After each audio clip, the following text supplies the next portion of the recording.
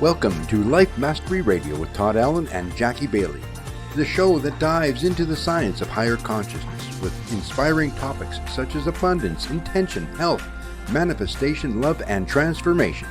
Join Todd, Jackie, and their guests of leading authors, speakers, coaches, and entrepreneurs weekly at 10 a.m. Pacific.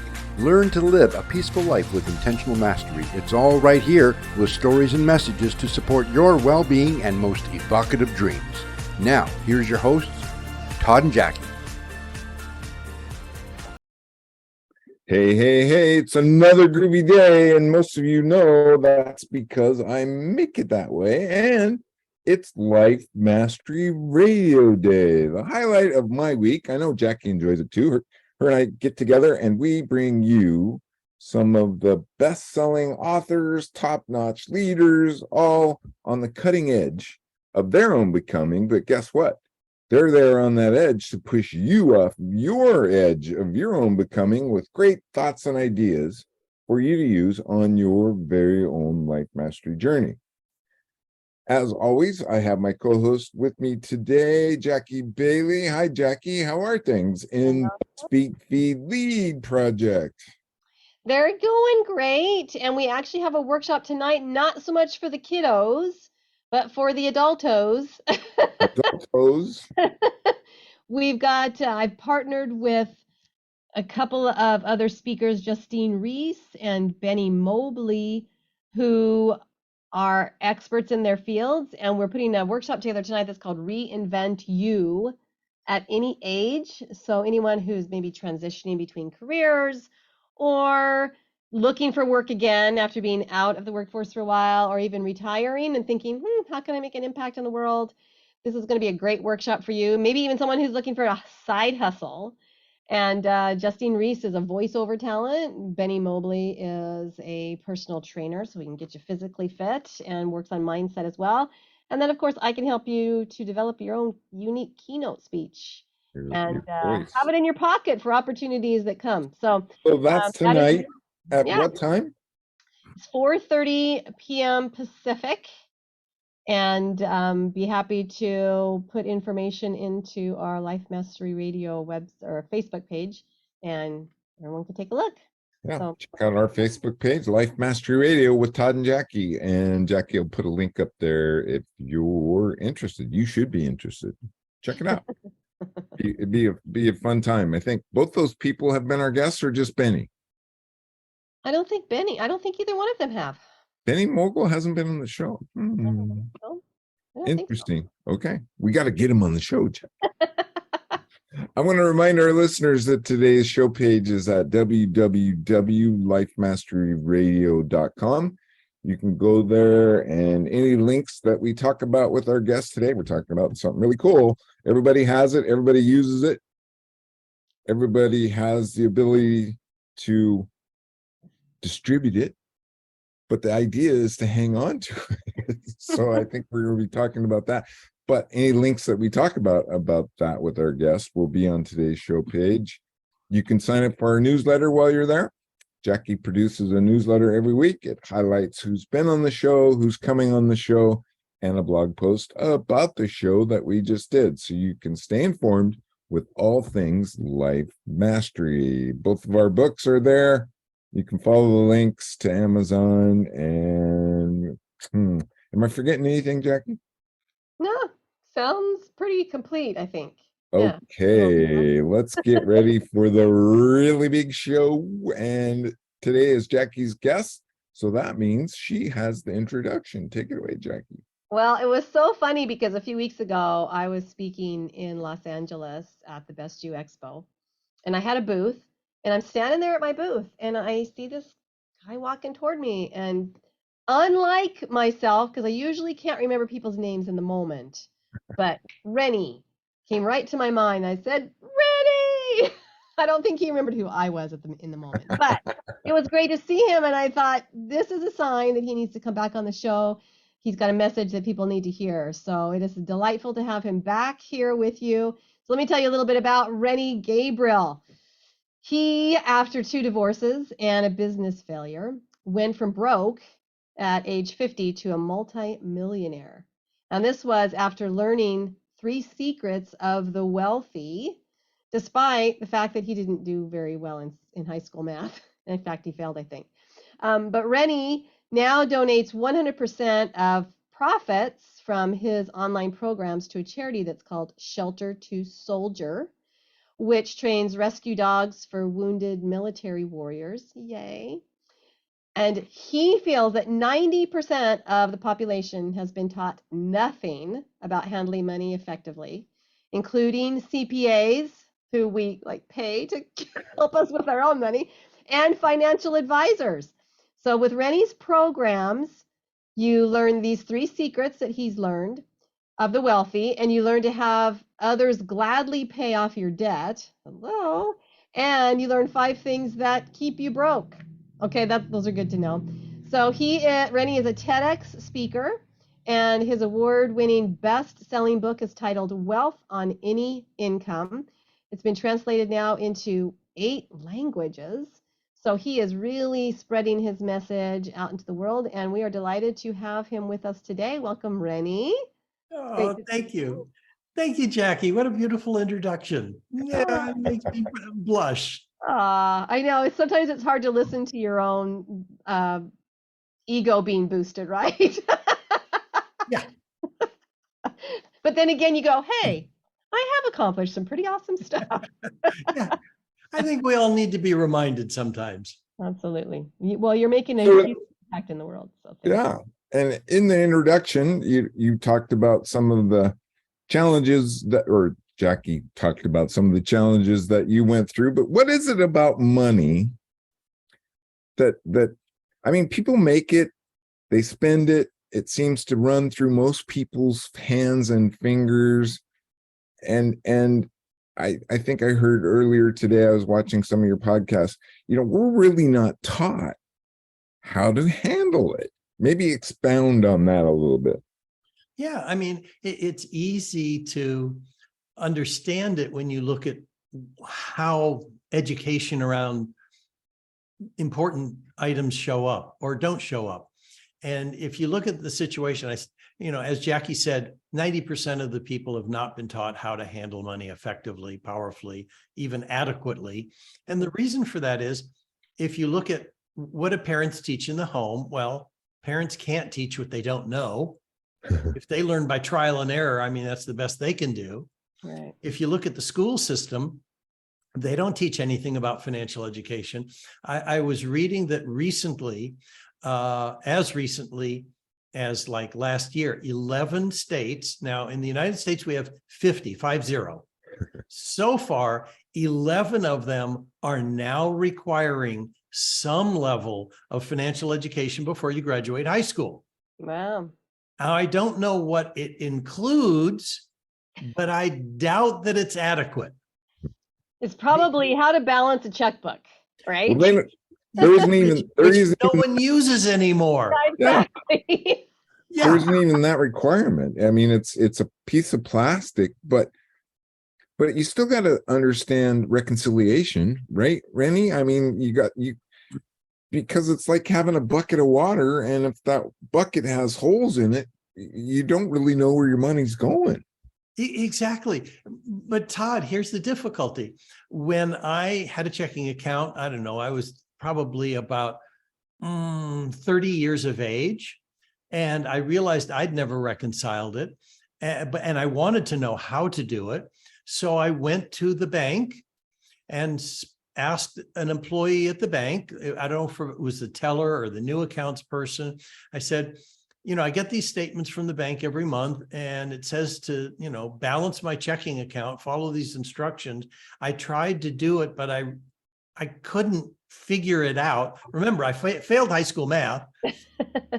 And the woman at the bank, the employee whose job it was to help people with their finances, said, I'd like to help you, but I also don't know how to do it. Oh, wow. So you're going to the bank that provides this stuff. Those employees don't know how. You turn to certified financial planners. It's not taught as a part of their education. You go to certified public accountants. It's not in their program either. So you talk about balancing a checkbook. Wow. even if you do it today, hardly, I have one tenant out of 27 families that writes a check to pay their rent. No one's even doing that anymore. Yeah, they go online. Yeah. You know, it just reminds me of what's going on today, because we just had a huge bank in California. Mm-hmm. Two Right. of them. Oh, well, two banks in California failed. And none of the staff had any banking experience, yet they were in control of billions and billions of dollars. How does that happen? I mean, that just goes to show you, our mentality in today's society. Yeah. It's pervasive. So anyone who feels guilty that they don't know how to do a budget, or don't know how to complete a balance sheet, or don't know what to do for a cash flow statement should not feel guilty, because you don't learn this by osmosis. It doesn't happen that way. And it took me years of searching to find the solutions. And when I did, and I started teaching it, I realized the same questions came up over and over and over again, which is why I wrote the book. I'm laughing now as I thought about the process. I'd been doing workshops for 10 years, teaching people these basic foundational skills. And I said, you know what, I'm going to write a book. I'm going to put all the questions I've been asked in the book. I'll have all the answers, and then people won't have to come to the workshops anymore. They won't have to bother me with their questions. I was so naive, because that is not how books work. No. People have to buy them and read them, right? Well, yes. And then the people who read them want more, and they go to the author to say, oh, I love what you had to say. Teach me more. And it's like, no, that's not why I wrote it. Yeah, it's all in there. No, that's funny. Well, what is that? So you have a 3-step process, and I think we already talked about it, but let's just highlight it a little bit, because I think the first step, or the first part of that process, is awareness, right? I mean, becoming where is the money going? Well, yeah, that's actually the second step. Oh, yeah, but you're right. The first step is awareness. I call it mindset. I call it attitude, because when I looked at it, and I wrote a second book, Attitudes of the Wealthy, and it has like 32 ways that wealthy people think and act. It's their attitudes. Ordinary people don't understand or aren't even aware of. And, I guess if I were able to institute all 32, I'd be a billionaire instead of a millionaire. But the point is, it's attitude. And that's the first of the 3 steps, is attitude. And I'll give you some examples. One of the things is that CPAs, other financial gurus, tell people they should pay off debt before they begin to invest. right. And as far as I can see, that is the absolute worst possible advice anyone could be given. Yes, they need to know how not to create more debt. But the point is, if they focus on paying off debt, they're on a roller coaster where they're paying off the debt because that's their focus. Something goes wrong, the car breaks down, a water heater bursts, and then they have to go back to the credit card again. And they're on this roller coaster where paying off debt, it comes back, paying off debt, it comes back. And they get to age 60, 65, 70, and now they've paid off their debt, but they have nothing else. Yeah. So, Todd, let me ask you a question. You ready, Todd, to be put on the spot? I'm ready. Okay. Turn it on me. All right. So let's say you have no debt. You have no car loans, you have no mortgages, you have no credit card debts, you have no debt anywhere. Now, that's all I'm saying is your situation, that you have no debt. Would you be able to stop working, and would you have financial freedom? No, I'd have to have some income. There has to be some stream of income in order to pay the light bill. Yeah. Or what if you wanted to eat and buy food? So you're absolutely right.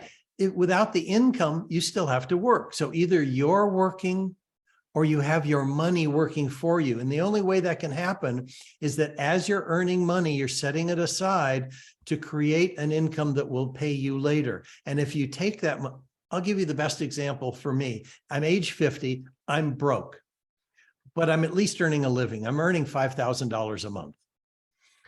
And so what did I do? I used a concept that's 5,000 years old, another concept the wealthy are aware of, another attitude that's crucial.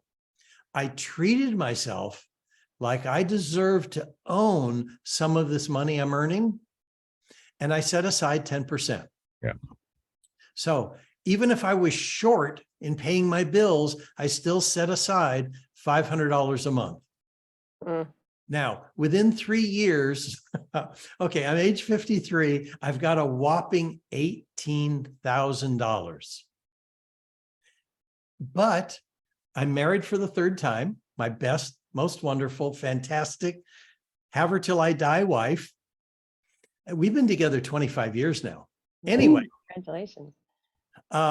She knows this realtor and he says, Rennie, there's this triplex for sale. It's a fabulous investment. You ought to get it. I'm sorry, I'm in Los Angeles. $18,000 does not buy any real estate. So my wife says, well, he says this is such a good deal. I'll come up with $18,000. Well, now we have half the down payment. And the realtor says, this is such a good deal. I'll come up with $36,000. The three of us will buy it together, which is what we did. Now, had I taken that $18,000 and pay off the credit card debt from when I was broke at age 50, I would not have had the money to invest in this 3-unit property. Yeah. Well, within 5 years, my $18,000 was worth $125,000. And what I saw is, here's another attitude of the wealthy. They use debt to create wealth. I borrowed more money to make down payments on apartment buildings with my wife and the realtor. And within 5 years, we had 47 more units. Wow. So I went from broke 5 years earlier, except for my $18,000, to now having 50 apartment units with my wife and this realtor, and having the level of income where if I chose to work or I chose not to work, I had a choice. So what I'm getting at is I used that money to create wealth, not pay off debt. Right. You made the money work for it. So I guess my question, something my dad always told me is you can never go wrong with real estate. If you hold on to it long enough, you can never go wrong. Is that your number one go-to? I would say you can go wrong. You can buy in the wrong area. You could buy the wrong kind of real estate. So you can, but yeah, if you hold it long enough, you'll probably be okay. I mean, there's even a concept called land banking, where you buy raw land that's in the direction of a city that's growing, and eventually some developer will buy it from you and you'll have a profit. Right. So, I mean, there's all sorts of ways of doing real estate, from mini storage facilities to apartment buildings, to office buildings, to Delaware statutory trusts and real estate investment trusts, and on and on. I'm running out of breath trying to list it all. But keep it simple, right? I think that would be your message: is keep it simple and look for that good deal. Yeah, and there are always good deals, even in times where it seems like best deals. All right, during rough times, if you've got some cash, right, that's when it is time to look for something, because that's when the good deals are. If you've got the cash. You're absolutely right, Todd. It was in the 90s, somewhere in the 90s, we had a horrible earthquake in the Los Angeles, Southern California area. And many apartment buildings were ruined. And the people who had cash bought those buildings, refurbished them, and had tremendous increases in value because the prices were so depressed due to the earthquake. So you're right on track, Todd. Wow. That's fast. So you said something that was curious. You said that this idea has been around for 5,000 years. Would that be a little book called The Richest Man in Babylon? Yes, it would be that little book that translated Uniform text. well, yeah, shucks. When you chisel in stone and tablets, clay Uniform. tablets. Yeah. They discovered the clay tablets that could literally trace someone's life that occurred 5,000 years ago. And it was like working a 12-step program. The guy got into debt. He fled the city, decided to come back and make amends and clean up his act. And that's what it was. The basic principle was 10%. treat yourself like you matter. Keep 10% of what you're earning, and that will build your future. And yes, it's 5,000 years old. That was the cornerstone of my creating a multi-million-dollar net worth. It's a cool little book, and it's still available, and it's real small, and it will change your whole outlook. And so will Rennie's book. Get a hold of Rennie's book too, because I'm sure it goes right along that same thought process. Absolutely. I talk about that book in my book, and it was written about 100 years ago. So you got to figure two things. Based on concepts 5,000 years old, it was written 100 years ago. It still works. It always will. It's just the way. Well, Rennie, if you're giving yourself 10% of everything that you earn, I'm assuming you mean saving it or putting it somewhere into an account that you don't touch. So are there different ways to save, or should you invest some of that early on before you start saving it? I mean, so what do you do with that 10%? Two things. One of them is you're right. You're setting it aside somewhere where you're going to keep it and it'll be spent on nothing. You're not going to use it to repair the car or anything else. It is helpful to set aside another 10% so you can spend later on the things you didn't know were going to show up. And so as a rule of thumb, if anyone lives on 80% of what they earn, it'll all work out. So 10% to keep forever, 10% to spend later, and 80% to just live on and buy the groceries and pay the rent and make the car payments and buy clothing for the children and all the rest of that stuff. So what do you look for then in a savings program that's going to give you a good return? Well, take into consideration my situation of $500 a month. There's not much you can do when all you've got to invest is $500. So what I did was I bought some individual stocks of companies that I thought would be around even when I turned to dust, like, General Electric or General Motors. And they were the companies that make up the Dow Industrial 30. I figured they're going to be around. Well, this happened to be when the dot-com bubble burst. And other people who lost 30% of their portfolios because of their aggressive investing, I'm ahead by 1%. Okay, it's not what I was shooting for, but at least still had all the money. Right. So when the real estate opportunity came available, I just sold all the stocks. It turned into be about my $18,000, and I popped it into the real estate. Got it. Interesting. So it takes a little bit more than, your few $100s a month. You could put it into a mutual fund as long as it's not something really aggressive. You can put it into a savings account. You could buy some individual stocks with it of major companies. So those are some of the things you could do. Okay, cool. Now in the first part of your book, you talk about a lot of I don't want to call them the myths, but there are beliefs that we have about money that may not necessarily be good beliefs to have, right? So what are some of those you'd like to mention today that you know are pretty typical of people? Well, I think the first one that we've already talked about is the idea that you have to focus on paying off debt before you begin to invest. And like I said, that's the most damaging. Yeah, okay. A lot of people think the more money they earn, the more wealth they'll create. But it doesn't matter if you're overspending just because you earn more income. And I went through this cycle for decades. I started off as a school teacher, earning $5,500 per year. Wow. Yeah. Okay. So not a lot of money. So I left teaching school and went into sales and doubled my income. Hmm. And when I was teaching, I was short $100 a month. So I figured, oh my gosh, I've doubled my income. Now I was short $200 a month. Buy more stuff, right? Say that again, Todd. Buy more stuff, right? The more you make, the more stuff I can buy. You're right. You know, you're going to have a better lifestyle, whatever. When I passed 100,000 a year of income, now I'm $2,000 a month short. Earning more money was not the key. Right. Mhm.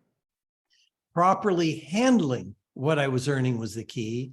And the first thing I looked at, now this is a little bit embarrassing, but where I discovered how to handle the money effectively and do a budget was in a program called Debtors Anonymous. Really? The 12-step program for people who don't know how to handle money. And Wow. that's where I learned how to determine what's coming in and where I'm spending it and how to properly allocate it. And I not only wiped out that $2,000 a month shortfall, my income jumped from 102,000 to 150,000. It was like the universe was saying, Rennie, you finally figured out how to handle money. Here, you can have more of it.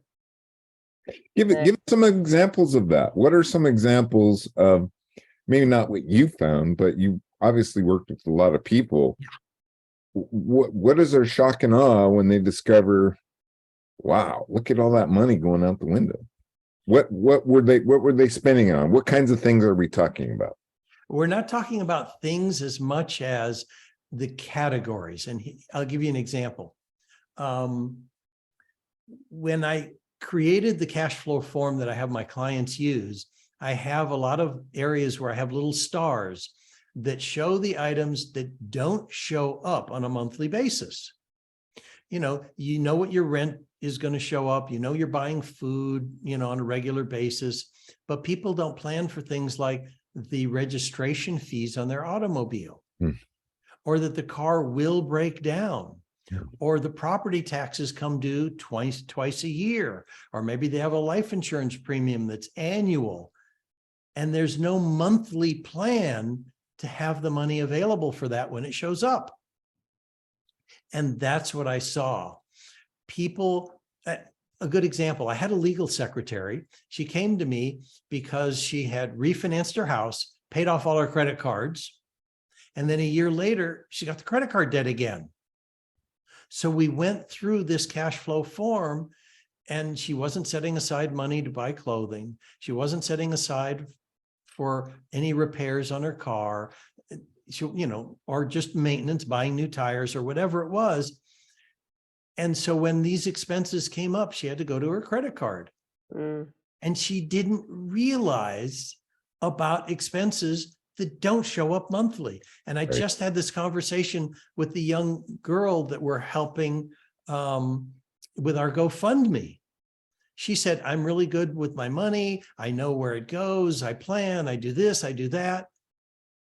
Her young daughter, who passed away at age 2, she had no plan to pay for her medications and medicines and things like that the little girl needed, that she was buying at the pharmacy. That wasn't a part of her budget. But she had to spend the money anyway. Right. She only looked at what her rent was, what her food was, what her car payment was, what her gasoline was, the things that she knew showed up every month. But she wasn't planning for medications.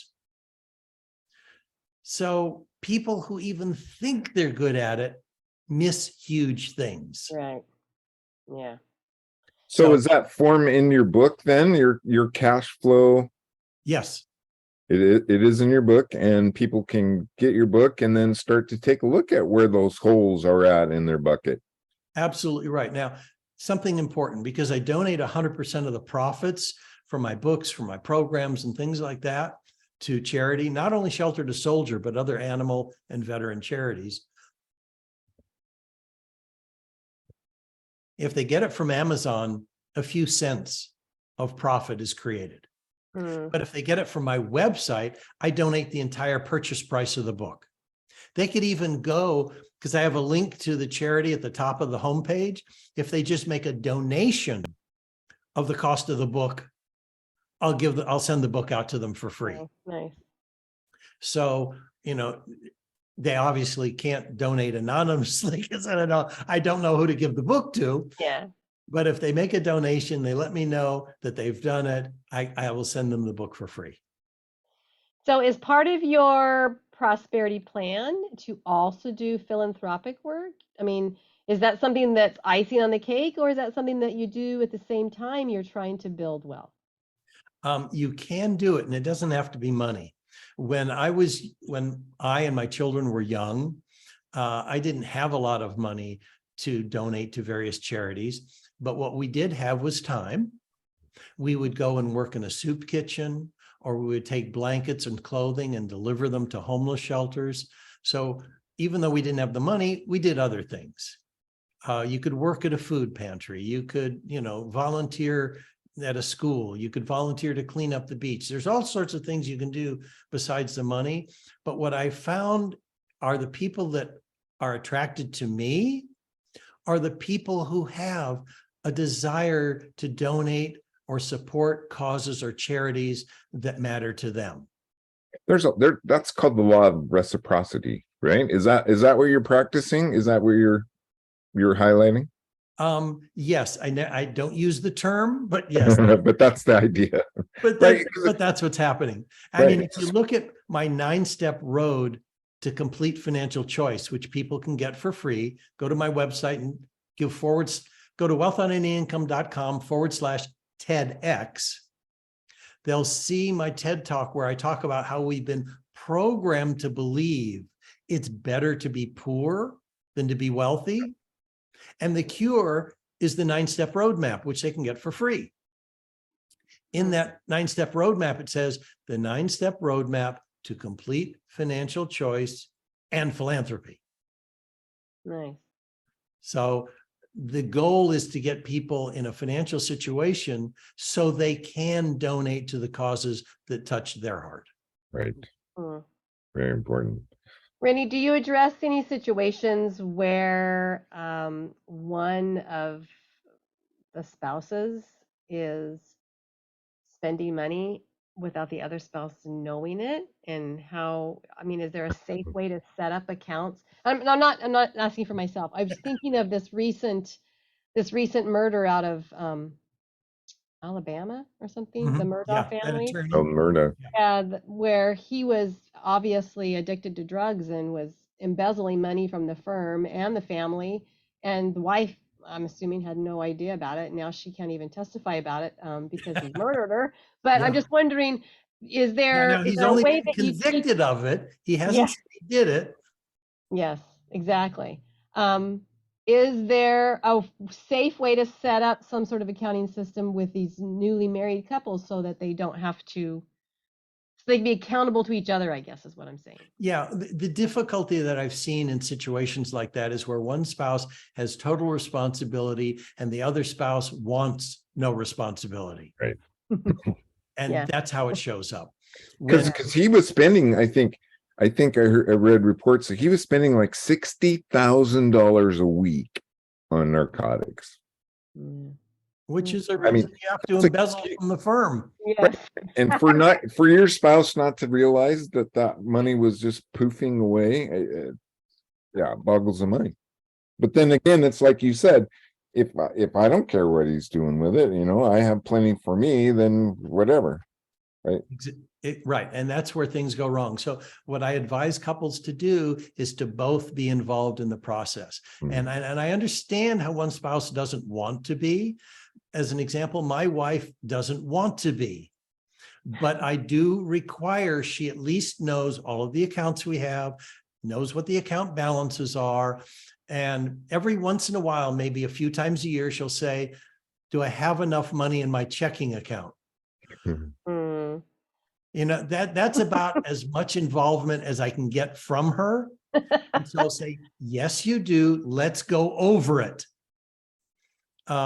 So, I require that, but I can only go so far. So she does know. But the point is, other spouses aren't willing to know. And if you've got a spouse who's hiding what they're doing, they certainly don't want the spouse involved. Right. Right. And that leads to that kind of behavior, right? I mean, if you're not producing a family P&L statement, profit and loss statement, and reviewing it on like a monthly basis, that just opens the door for nefarious activity. Oh, absolutely right. And one of the things that I realized, even in our household, and this is a confession on my part, I used to use a little spending register that I would provide to my clients for them to use. And, I see your cat stretching in the background, the one who messed with your knobs. Right. He's there every week. It's just amazing. Every Tuesday at 10 a.m. That's where he parks. Of course. Yeah. And I'm thinking, oh, do I have ADHD? Can I not? Anyway, so the spending register. I have the spending register where I would track all the money that flows out of my hands, like into the parking meter, into the grocery store, or whatever. I don't put down the mortgage payment because that's just once a month and that's it.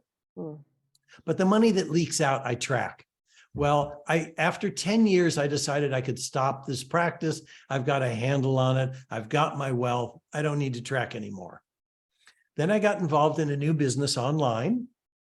And I thought, I got a good feel for what I'm spending. And I said to my assistant, she asked me some question. I said, yeah, well, I've probably spent about $120,000 on my education in this area. She says, no, Rennie, I think it's much more than that. I said, nah, I don't think it is. Well, I decided to do the research and see what I've spent on the various programs, and the masterminds, and the coaching. It wasn't $120,000. You might have guessed that. I wasn't tracking it in my spending register. You want to take a guess as to what it was? Oh, that can get pretty spendy. I'm going to say $500,000. You're pretty close, Todd. It was Wow. $400,000. Wow. It was over three times what I thought was spent. Why? Because I wasn't tracking it. Well, and you didn't realize too that you had probably what it was that you were getting from those kinds of things already, right? Yeah. I mean, I'd spent $25,000 on a mastermind that I really didn't get $25,000 of value from. Exactly. And so, but the key here really is the consciousness required so that these things don't happen. And that spending register brings back the consciousness of where the money's going. Whether I'm spending $300 to eat out or I'm spending $3,000, as it's being spent, I know what's going on. Well, and that goes back to what we were talking about in the very beginning with reconciliation, right? Are you calling your spending register actual reconciliation, or does it go deeper? It goes a little bit deeper from the standpoint of when I'm spending money, I'm also asking questions. And that's the key to changing behavior. I'm asking questions like, is this expenditure taking me toward my goals or away from my goals? Right. Did I get the level of pleasure that I just paid for with this purchase? Is this money in alignment with my values? When you ask questions as you're spending money, then it's not just a reconciliation, it's an alignment with who you are and what you're trying to accomplish. That sounds like a lot of work. I'm not the first one to think, oh, that just sounds like a lot of time and work. I even had to do that with my Amazon purchases, Rennie, right? I've told myself now, okay, that looks really cool. And yeah, you could really use that, but you can't instantly buy it. You have to let it sit there, and then you come back and review it and then ask those questions, right? Is this something that I really need? Is this really going to benefit me? And am I going to be able to get pleasure? Or is it just going to go in the drawer and sit there forever? Perfect, Todd. That's absolutely the best way to do it. You wait 24 hours, you go back to it and see if you feel the same way. Now, I'll give you a funny example. About 5 years ago, 2018, I'm looking at my motorcycle. Now, I'd rather spend gasoline to put into a motorcycle than a car. I don't like being in a car. I'm in Los Angeles, the traffic's horrible. I'd rather be on a motorcycle. But my motorcycle at the time was 24 years old. It had over 100,000 miles on it. You ride a lot. Yeah, I use it instead of a car. And the last time I took it to the mechanic, he was saying, you know, it's getting hard to find the parts for this thing. I don't know if the next time something breaks down, I'm going to be able to find the parts. So I started looking at a new bike. And I didn't like the new ones. And so I didn't buy anything. But I realized I should get a newer one because the next one I buy is probably going to be my last one at my age. Mm-hmm. Well, I started looking again in December. And I found a 2018 that was for sale that only had 2,000 miles on it. Wow. 5 years old, it's got 2,000. And I'm thinking, well, let me think about it. And I did. And 3 months later, I actually bought it. That's a long time to think about it. Yeah, because I didn't want to give up the old one. I wasn't ready to pull the trigger. But the point is, I did what you did, Todd. I didn't jump on it instantly. And 3 months later, it was still available. And I got it. So now, right now I have two. I will sell the old one, but it's raining here in Los Angeles. There's no point advertising it now. Who's going to want to see it? And so, but at some point I will. What I'm getting at is I took the time. I didn't jump on it. I waited. And the funny thing is, I told you back in 2018, I was looking at a new one. That's the bike. It's 5 years later, I bought a 2018. Wow. And it only had it actually had 1,955 miles. It was broken, just waiting for you. Exactly. But you like it now. It has an automatic transmission. I'm having to get used to that. Okay. Yeah. Interesting. Change, right? That's the other part of this, Rennie, is change. We have to change habits. We can't order in food, and if we're trying to save money or see where our money's going, that's a big one I heard you talking about earlier today is how many times a week do you order in food, right? It's become so easy for us to do, and it is so expensive. Yes, and it benefits certain people, like my grandson who's driving DoorDash. And it's and other people, they're spending the money and wasting it and not even getting the quality of food that nourishes their body. They're getting it from, McDonald's or Burger King or whatever. So we're heading into a recession. This is what a lot of people say, if we're not already there. Jackie, bite your tongue. I happen to believe we're there, but so how does the average person who doesn't have a great knowledge about handling money and saving and that kind of thing, how do they get through a situation like a recession? What advice would you give someone?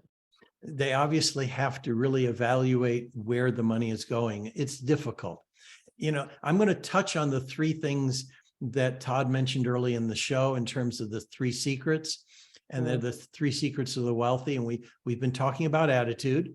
So we're going to come back to that. Okay. We've talked about the forms people use, the cash flow form and a balance sheet and stuff like that. Tools, right? Those are tools. That's correct. And then we talked about the third thing, which is investments. Where can the money go? So we covered the three secrets. I just want to let people know we did cover those three secrets: attitude, forms, and investments, AFI. It has nothing to do with the American Film Institute. Okay. So getting back to, if it's a recession, if people they're paying maybe $100, $200 a month for satellite TV, they may end up having to cut the cord and just stream what they can stream on the computer. Mm, So it's not easy when you get to a certain standard of living on what you want to give up. yeah. You know, a two-car family doesn't say, well, we'll get rid of one of the cars, but that's what they might have to do. Or they're living in a large house, maybe they need to downsize, or a large apartment, maybe they need to downsize. They're hard things to do, but they are available. Okay. So that's Yeah. the answer to what Good. do you do in a recession? If You your make hard decisions. income is going to be impacted, Yeah. you know, they're Well, it just, just came to mind because you were talking about the price of groceries. And I mean, I've noticed in almost every instance when I'm buying something now, it's costs more, but you're getting so much less than you used to. Shrinkflation. yeah. Yeah. Yeah.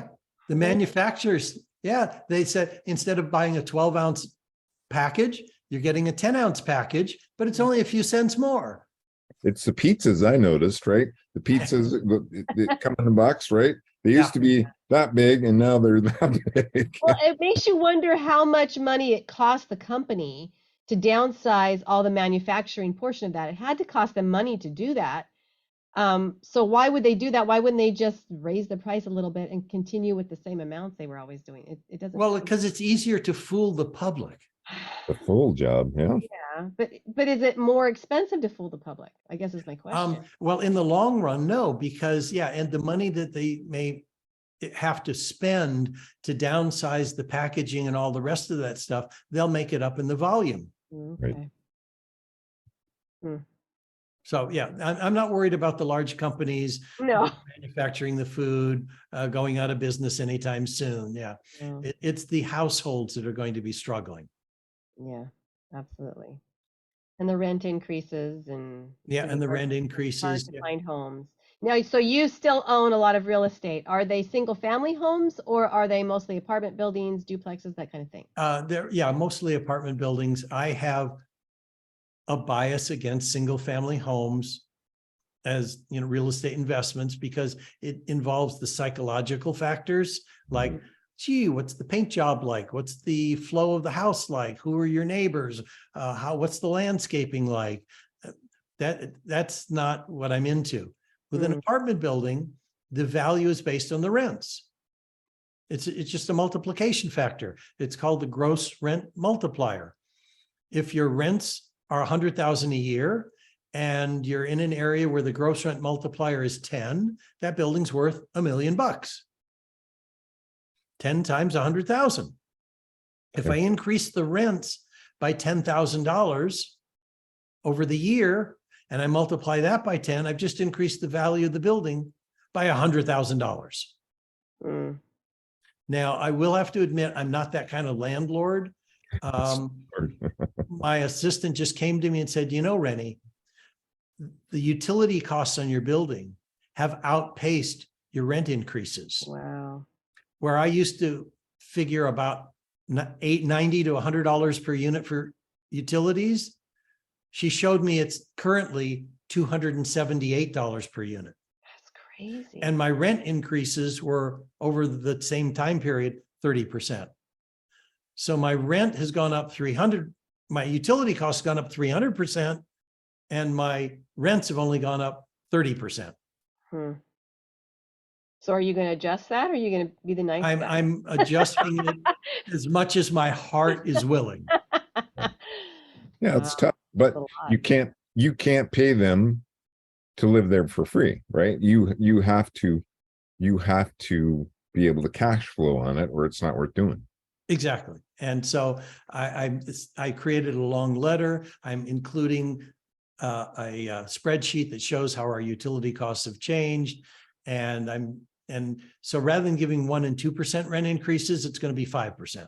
Do you have most of your units filled or are you finding that it's hard to get renters right now? I operate at 100% occupancy year in and year out because of the quality of tenants and how I take care of them.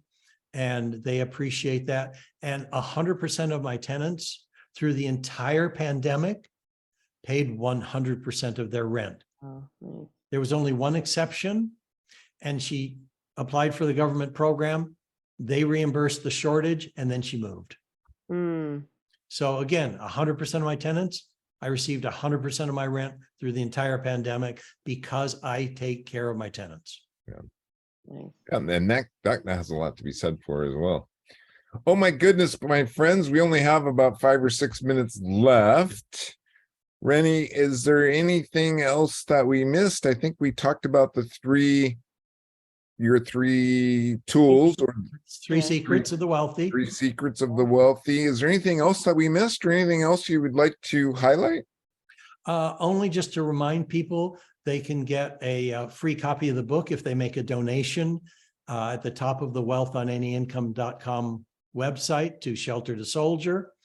And if I send you the link for the GoFundMe for this family that we're supporting, would it be okay to post that on your Facebook page? Jackie, We can put that in the blog for you.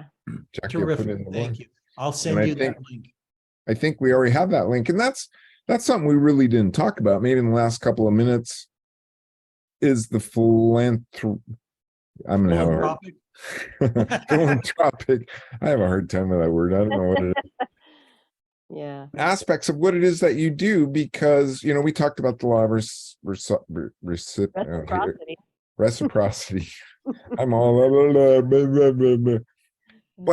but you give 100% of the profits, not the income, but the profits. How does that work?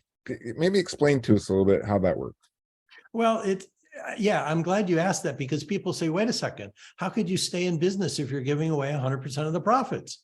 It's simple. Because of the real estate investments and other investments I have personally that generate all the income I need to live and more, I don't need the income from my business, so that I can donate 100% of that to the animal and veteran charities. The profits. And there's a difference between profit, because obviously you would cover the cost of creating the book, writing the book. That's all covered. It's the excess, the profit left over that you donate. Exactly. In other words, I pay the fees to host the website. I pay for a virtual assistant. Yeah. After those costs are covered, I donate all the rest. Cool. Well, thank you for doing that. So this GoFundMe then is separate though from the charity that you typically. Right. Maybe you can tell us a little bit about that. You've taken a homeless person under your wing. This is great leadership by example. Give us a brief rundown of what it is that you're doing and how people can help. So we've set up a GoFundMe to help with her housing and her school costs. Again, she's enrolled in nursing school now. She just got her first paycheck like a week ago, but she's got a huge hole to dig out of for the months where she was struggling and had no place to live and was doing hotel vouchers and living in and out of a shelter with her 5-year-old daughter. But now she's getting back on her feet, but she has a huge hole to dig out of. So far, I've given her my car to use. So she was driving for DoorDash and working for FedEx from 1 a.m. to 5 a.m. to try and make ends meet. So this is a hard-working woman. She's 25 years old. I don't know, young girl, woman, mother, whatever. Woman. And so she's just a wonderful human being that my wife and I are helping. So we've set up this GoFundMe page for her. And yes, I'll send that link to you. Any amount of a donation directly to that is welcome. Doesn't matter if it's $10, $100. It's going to someone who can use a hand up. This is not a handout. Yeah, nice. Cool. Thank you. Very cool. You can find more information by signing up for our newsletter, or go to today's show page at www.lifemasteryradio.com. And all the links that we talked about will be right there. They'll be on the Facebook page. Check out our YouTube channel. All of the shows that Jackie and I do end up on YouTube. They end up on our YouTube channel, and you can share them, review them. There are many of them. There's a whole plethora of our past shows up there with great thoughts and ideas that will interest you. Rennie, thank you so much for showing up as you today and sharing your great thoughts and ideas. Namaste, my friend. It's just really cool. You figured it out, mister. You have figured it out. And Yes. you're sharing it with us. Thank you. And thank you for the opportunity to share what I learned. Yeah. Well, it was great to have you back. And it was serendipitous that we ran into each other in LA. So Okay. it's hard to know how many people you've inspired and helped today. So we appreciate it. Thank you, Jackie. Thank you, Todd. Namaste again, my friend. That's about all the time we have for today. I hope you enjoyed the show. My biggest hope is that you will tell a friend about the show and how cool it is that this Todd and Jackie just bring on some really cool guests to talk about really cool things that are definitely going to make a difference in my life, especially my life mastery journey. Lastly, please, please, please make it a great day, because it is all about choice. Choose to check out your money and choose to check out our YouTube channel. Bye-bye for now. Bye, everybody.